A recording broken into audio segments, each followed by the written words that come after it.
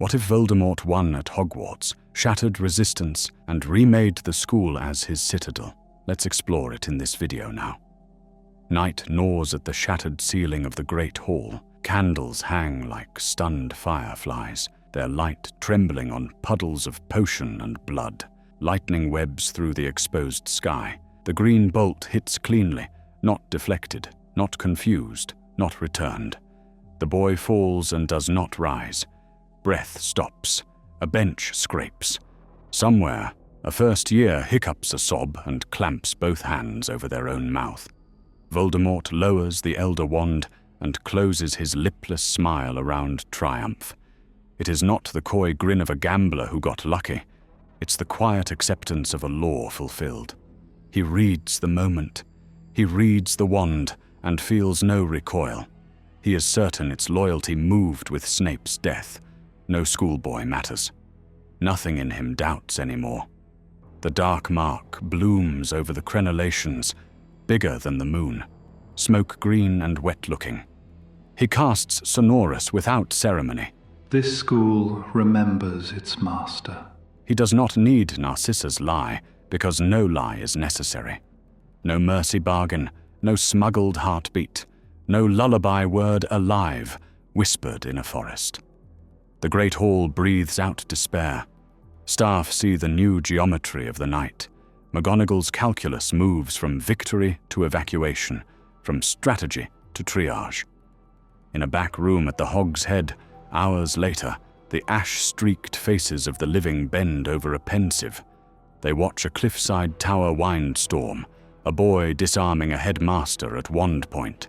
The professor's voice, dry as unspooled quill, hums in their skulls. Allegiance is conquest, not kinship. The hinge is small and absolute. Harry never disarmed Draco Malfoy at Malfoy Manor. The Elder Wand never traveled through a chain of defeats to the boy who needed it most. It bends where it is told and does not recoil. The duel that should have cracked fate instead cements it.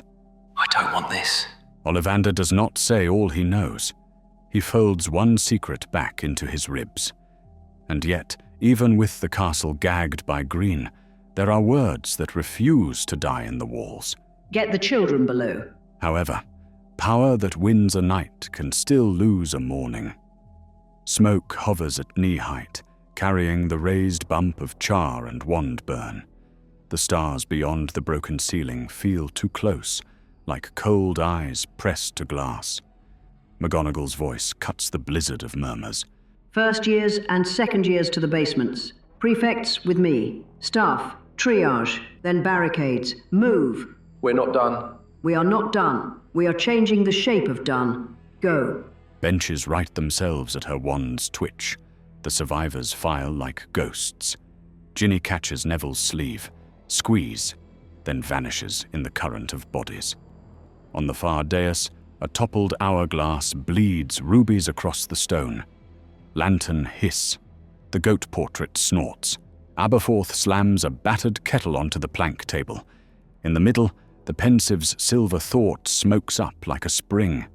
The image shows Dumbledore on a tower, wand out, breath crystallizing like blown glass. Draco's hand shakes and does not drop. The spell leaps. Wands do what they are told, even under fear. Especially under fear. Speak plain, Wandmaker. First law. Defeat defines ownership. Old Wandmaker's law, not common taught. A wand may be taken or yielded. It remembers which. And the Elder Wand? It remembered Draco. It remembers who subdued the last master. Say the rest. The rest is for the living to earn. The old man's fingers worry a sliver of ash into his sleeve hem. He has the look of someone who knows the end of a spell but will not teach it to children. Water beads, gathering on stone like scales. Pansy stares into the gutter's trickle as if it will decide her future. Blaze leans, light amused. They won. We choose the living. You mean surviving? He turns a folded parchment with the Dark Lord's wax seal. It's addressed to him. The river in the wall whispers, His eyes keep catching the place the wax cracked. Seamus and Luna clatter with copper wire loops and a hacked-together horn from the music classroom. A broadcast spell hums through gargoyle mouths, and the Carrow's barked orders glitch under Luna's singing. If voices confuse, truth can still be heard. Let's make noise then. The horn takes a gulp of the announced curfew and gives it back as static.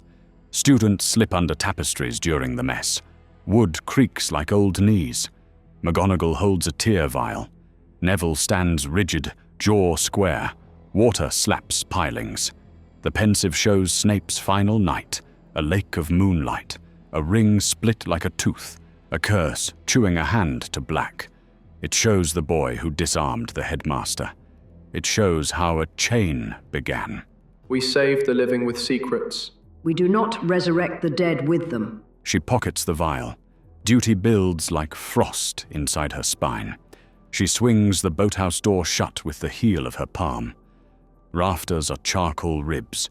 Fiendfire has painted a melted alphabet on the floor. Luna raises her wand and whispers. The soot lays flat, like hair combed down. No diadem. The absence aches. They count their enemies. They count their roots. They count their breaths. The scent of dittany rides the cold. Glass crunches under boots. Ginny runs a fingertip along a torn leaf and wipes sap from her skin. We keep a spark here. A spark doesn't argue with wind. It does if it wants to live. They split teams. Some disappear into Hogsmeade cellars with the youngest. Others sink into Hogwarts bones, stairwells, portraits, pipes. Ollivander's face is carved from sleepless wood. He watches wand hands drill harmless disarms until muscle remembers what fear will try to erase. Say it outright. Second law. Mastery passes to the subduer, wanded or bare, if will breaks and witness holds. McGonagall's mouth tightens. There is no comfort in precise knowledge, only a sharper blade. Draco touches the cracked rim. Splinters catch his skin. He presses a note under the baseboard. A simple sigil Luna taught a year ago in a corridor no adult patrolled. He waits. Ink trembles. The quill moves 2 hairs to the left without a hand touching it. If you go, you're his. If I don't, I'm no one. We make do with no one. I'm tired of being a leash. He pockets the summons and does not answer. Yet. McGonagall's voice meets the lamplight like a bell. No curses at the defenseless. No torture. No killings. We are not them. Name a corridor. I'll die in it. Doors open to those who refuse to shut their eyes. The castle listens. It remembers the words even when the people blur. Portraits mutter, then nod, then whisper to each other, across frames as if trading recipes. Peeves pirouettes in midair, gleeful to be weaponized by someone other than himself. Scoreboard V1, allies. 2, DA remnant, staff. Intel. 1, pensive. Draco disarmed Dumbledore. Artifacts secured. 0. Horcruxes remaining. 1, Nagini. Wards controlled. 0. Hogwarts under dark mark array. Prefects map crawl spaces with chalk and crumbs. Third years learn how to carry first years who won't stop shaking. Passwords rotate every hour. The fat lady portrait practices whispering. Ollivander draws wandlore on the back of a cupboard door with burned cork. Defeat, submission, witness. Filtwick tests the inference with harmless charms. When a wand refuses a command because someone else's will sits heavier, students feel it like a draft. Staircases obey new rhythms. Portraits mislead snatchers with cheerful confusion. Peeves makes a game of humming the wrong directions. Prizes are hats and chaos. A gargoyle learns to wink to indicate safe doors. Luna leaves a moon-charmed quill by the vanishing cabinet scar. Sometime around 3 in the morning, it nudges a letter's edge to the left, then back, then left again. Like a heartbeat, she can finally see. Copper wire in gargoyle mouths turns the Carrow's broadcast into a feedback loop that sings back their threats as slurred lullabies. On one bad night, a snatcher vomits from the noise and flees. McGonagall, tight as a bowstring, makes them all speak the line out loud. We do not curse the defenseless. Principle delays victory. It protects souls. It anchors faces for tomorrow. Neville volunteers to carry whatever mastery transfer takes. He does not want glory. He wants a job done. He holds the sword that sometimes comes when called and sometimes does not, and he breathes as if each inhale is an oath. Dawn smears a tired orange across the high windows. The moving staircases groan like ships in ice. Dust avalanches with each swing. Banners whip themselves raw. Down in shaft-throat darkness, sparks spit from gargoyle mouths. McGonagall stands on a mid-landing with Flitwick and 3 animated stone knights.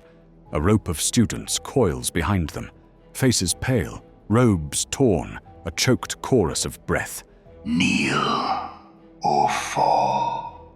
Falling's faster. The first staircase shudders. A rivet shears. The span tips, yawning into black. Neville lunges 3 steps, grabs a first year by the collar, and hurls him onto a stable landing. The boy makes a sound like a cracked flute and keeps moving.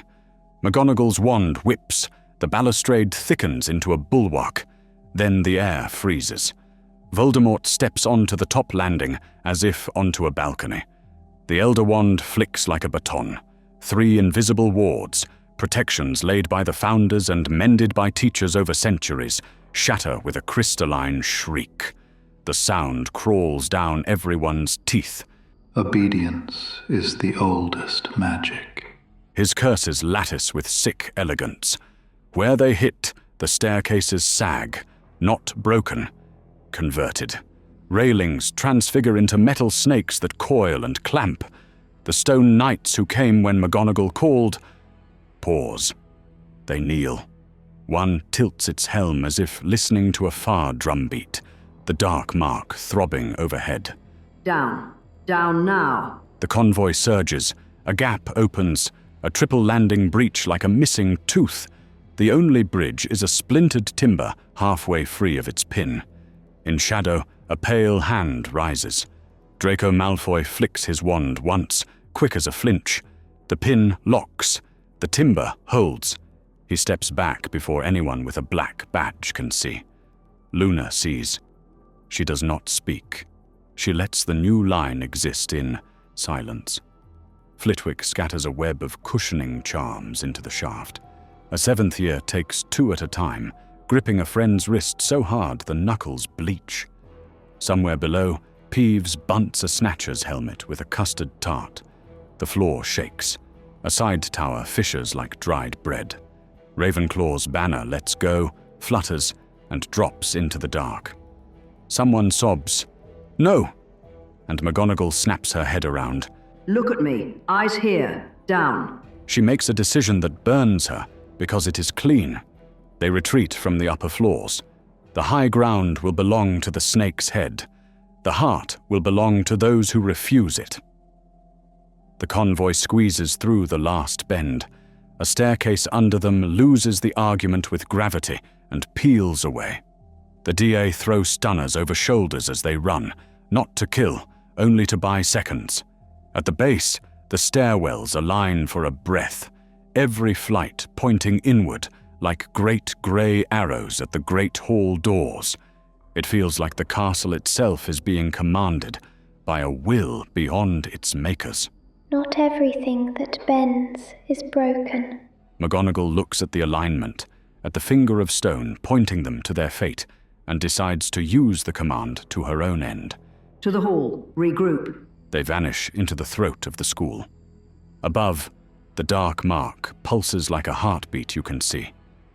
The invitation arrives everywhere at once. Torches speak with Voldemort's voice. Brass hinges vibrate with it. The lake bells chime it into the mist. Hogwarts has suffered chaos by children and traitors. Tonight, that ends. Draco Malfoy will be named Consul of Hogwarts. charged with the safety of Slytherin House and the order of the school. Present yourself, Draco. Bend the knee. Spare your house. Spare your mother. The rest will follow. A dozen faces turn to Draco at once, the way grass leans when wind shifts. He's offering safety. Take it. End this. Safety from whom? Millicent's mouth is a flat, hard line. A third year clutches a snake-handled mug and shakes tea onto his sleeve. He offers a leash painted blue and calls it the sky. Flitwick, Sprout, Hooch, McGonagall. Their breaths turn short in the cold. Ollivander is there, hands inert. If Malfoy presents, he'll be surrounded, killed. We can't let him. If we control it, if we witness a clean defeat, ownership could pass. It's vile to speak like this. McGonagall stares at the yawning roof.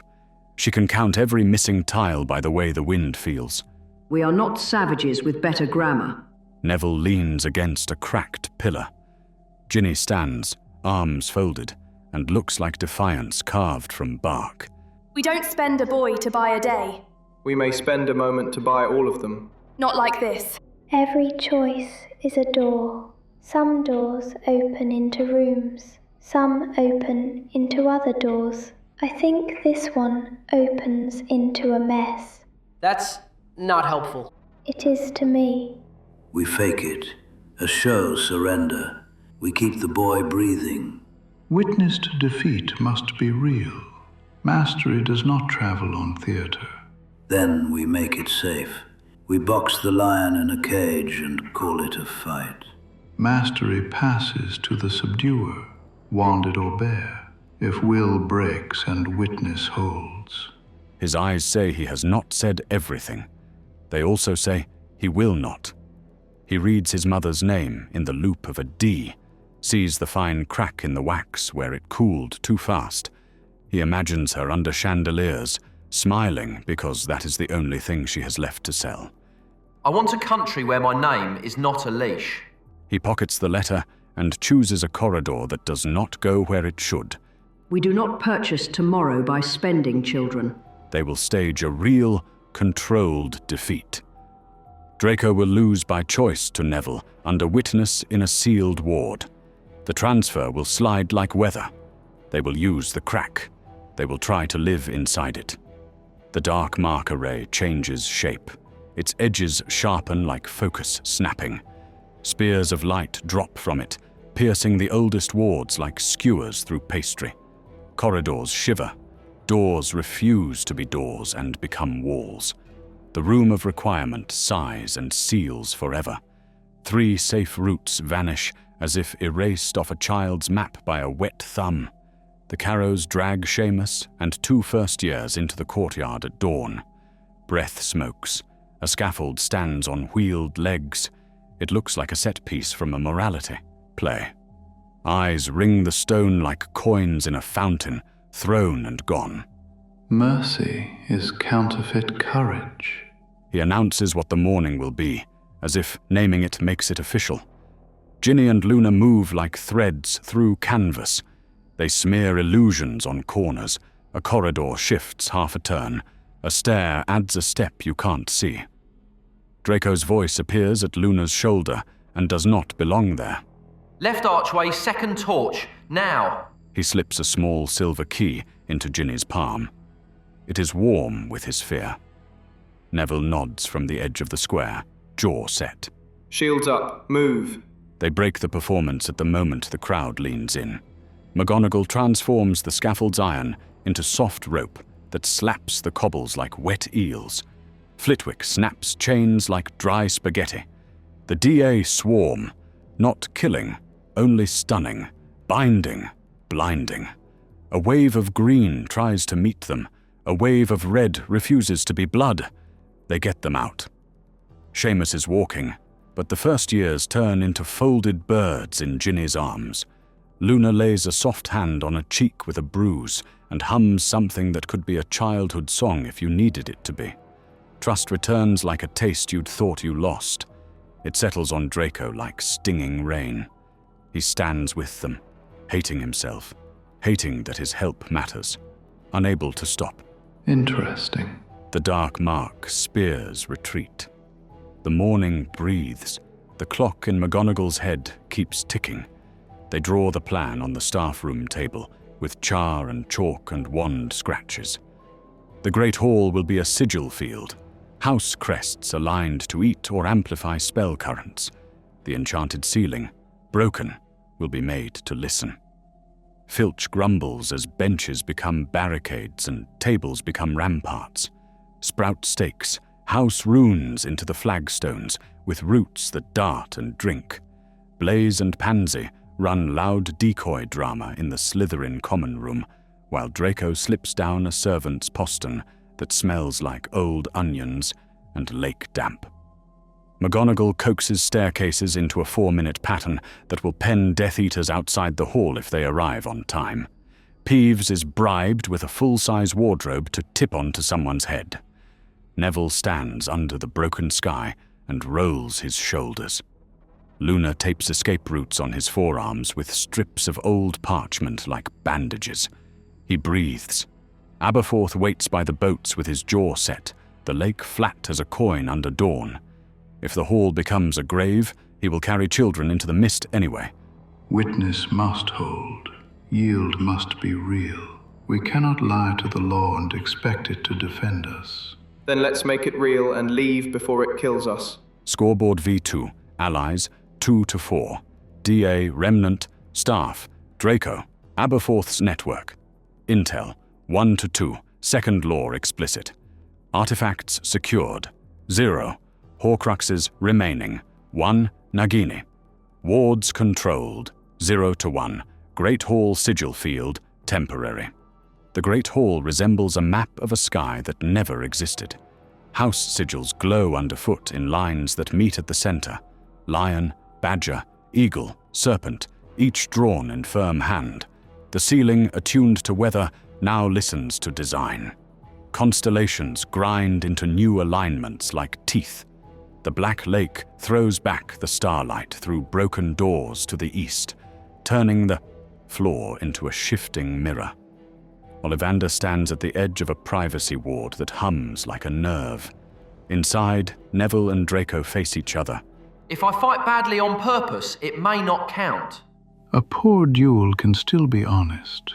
Your will must choose to lose. I'll help. They move.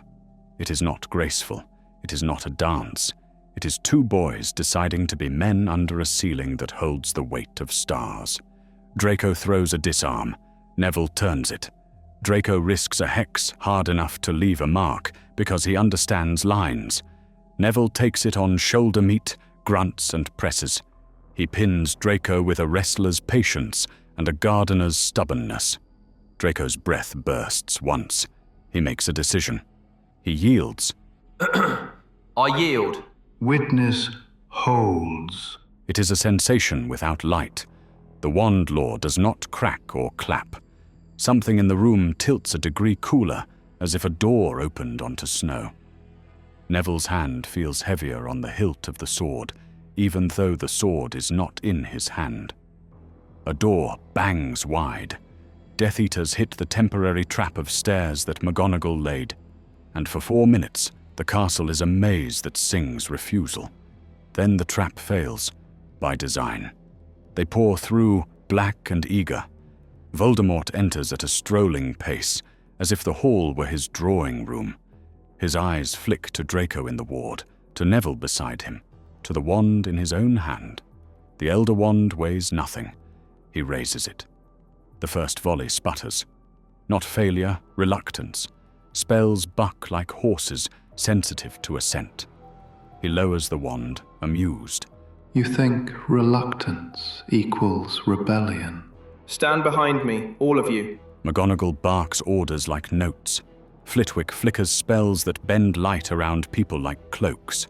Sprout throws a net of vines that harden into stakes. Ginny and Luna move in a pair. Twin arcs, one throwing shields, one catching dropped wands and hurling them back like boomerangs. A carrow reaches the center and finds himself wrapped to his knees in roots that feel like wrists.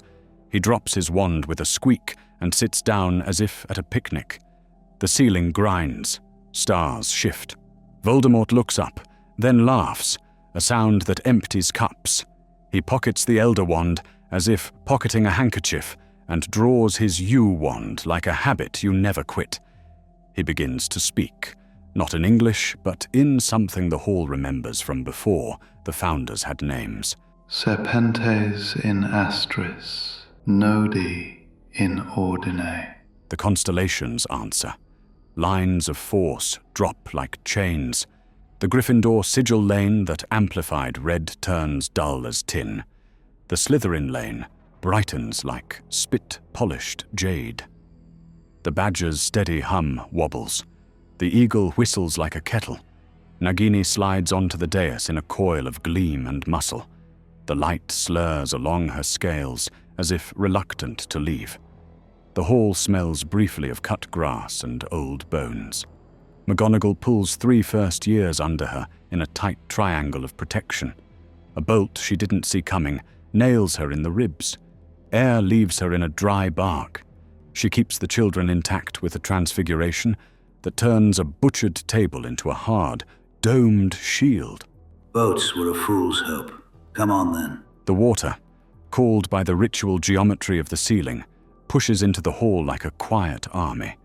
It laps at boots, then shins, then slaps against ramparts that used to be house tables. Reflections of the dark mark smear across the surface when the ceiling's pattern flows through another shift. Draco edges toward the dais, not sure why he moves at all. He glances at Neville. Neville meets his eyes and does not order. He trusts. It is worse than an order. It is heavier. Don't chase, anchor. I'm anchored. He steps onto a Gryffindor sigil lane that pulses faintly, a heartbeat in a dying body. His boots splash. He moves like someone who knows where to plant, like a farmer timing rain. The sword of Gryffindor arrives because impossible things still sometimes happen.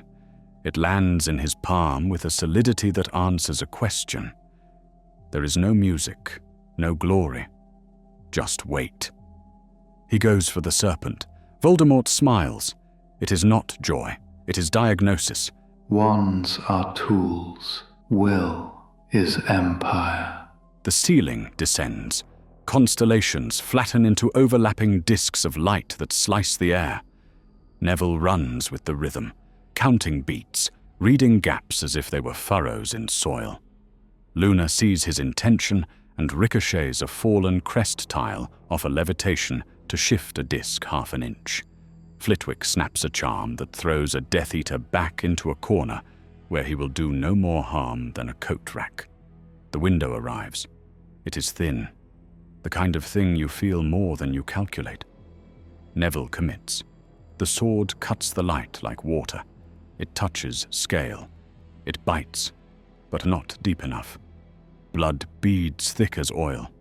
Nagini hammers the floor with her body, throwing waves across the lake that has invaded the hall. The window closes. A star disk sweeps the lane. Neville throws himself backward, the edge singing past his chest like a bee he'd rather not meet. Draco's hand snags Neville's collar and adds an inch to the retreat. That inch is the difference between carved lung and whole lung. Cracks widen. The ritual locks. Voldemort speaks a last word that hangs in the air like frost. The hall's geometry goes rigid. The amplifying lanes become obedient tracks that only his will travels. Resistance compresses to the far end, boxed against a wall of light and a lake that will not back up. A bench spins lazily in a whirlpool and then catches fire from the ceiling's sloughed-off star heat, extinguishing itself with a theatrical hiss when it hits the water. Peeves sits on it like it's a gondola and flips a rude hand at the Dark Lord. The ceiling flattens all its constellations into a single, blinking symbol, skull and serpent, washing the banners white, then black, then something that looks like ash.